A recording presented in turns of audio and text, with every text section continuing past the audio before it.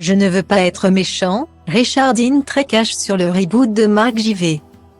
Battlestar Galactica, 90 210 Beverly Hills, v. Hawaii Police d'État, Charmed.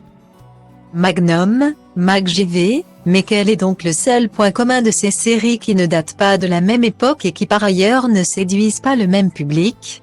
Elles ont toutes connu avec plus ou moins de succès un reboot.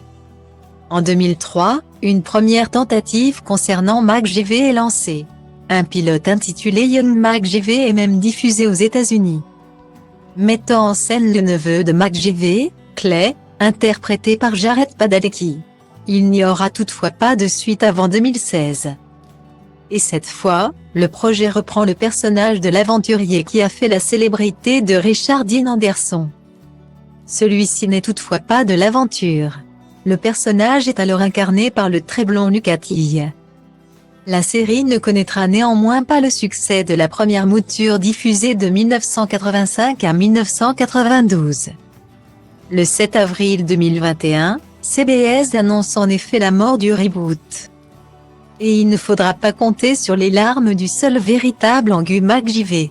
Même s'il est désormais à la retraite et cumule les problèmes de dos, de genoux et de pieds, Richard Dean Anderson, 72 ans, a en revanche gardé une langue étonnamment agile lorsqu'il s'agit d'évoquer le reboot de la série culte.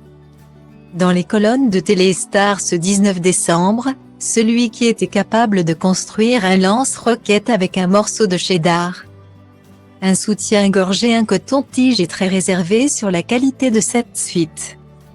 Lorsqu'on lui demande ce qu'il en a pensé, il indique sans hésiter, ce n'était pas MacGyver. Les personnes impliquées avaient l'air sympathiques, mais elles ont raté le coche. Je ne veux pas paraître méchant, ce serait impoli, disons qu'il y avait trop d'explosions et de pistolets.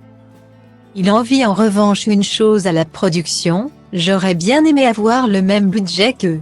Je tombe parfois sur un ancien épisode et on voit qu'il a été tourné en 1985.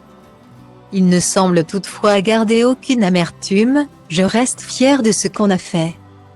Au bout du compte, on s'est bien amusé. Les téléspectateurs aussi.